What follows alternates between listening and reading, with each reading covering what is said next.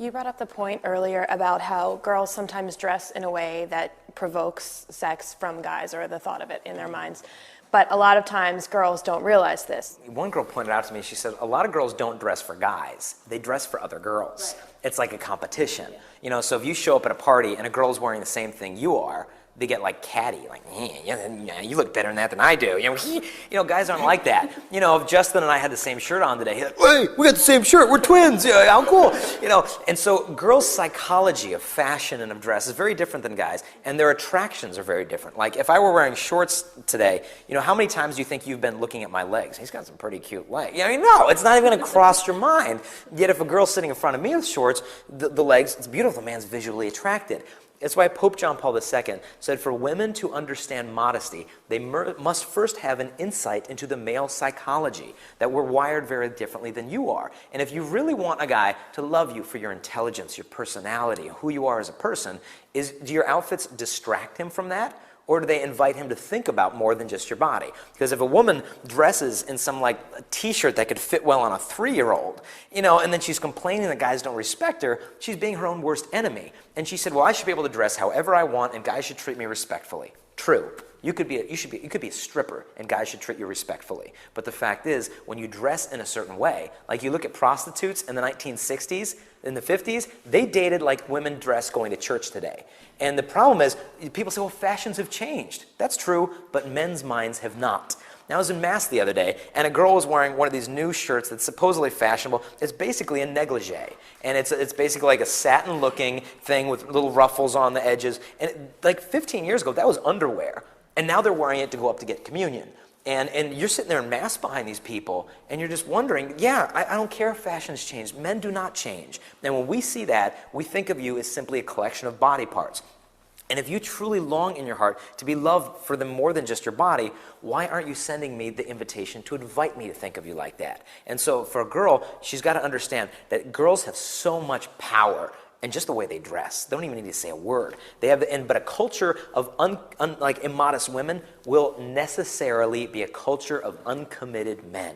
Because the women are saying with their outfits and their mannerisms and the way they dance and the way they dress, basically saying, I will give myself to you, yet you don't even have to know me in return. I see girls, I mean, it's freezing cold one day in January, and I'm like bundled up, like, oh, my eyes is all that's showing. And I see a girl walk past me in like flip-flops and a mini skirt, and I'm just like, why are you doing that? Like, I understand you want to look nice for class, but that's insane. It's 2 degrees outside. Like, that can't be comfortable for you. And meanwhile, guys are eyeing her up and down as she's walking to class, and it's just, it can't make her feel good. Because a woman isn't longing to be gawked at. She wants love. But girls say, well, I want both. You know, I want to gawk at me, unlove me. But the bottom, you pick, choose one. You will get what you choose it wisely, and make your decision. The problem is the world has kind of decided towards, I want to be gawked at. You know, because they don't have the confidence that if they dress in a more modest way, that guys will approach them. And it shows, from a guy's perspective, it shows insecurity. Because it's like, why do you have to throw yourself at me? Don't you think there's something about you that I would come to learn about, that I would make me want to get to know you more? And so for a guy, it shows a lack of confidence. Girls think, well, I'm confident, I'm proud of my body. But it's like, are you proud of the rest of who you are? You know, and so I think with modesty, it's so important just for girls to understand the way guys think. And by dressing modestly, you're helping us. I mean, honestly, it's so hard as a guy to have a pure imagination in today's world. Men need to be challenged to be gentlemen. And when women set the bar so low, the guys aren't going to jump up and be these knights in shining armor. I remember being in Philadelphia, and we're sitting at it was a Pat's Philly cheesesteaks, one of my favorite places on earth to eat. We're sitting there, and we're sitting there, and we hear the noises of barnyard animals in downtown Philadelphia at noon. And we hear, you know, man, cock-a-doodle-doo. And I'm thinking, what is going on?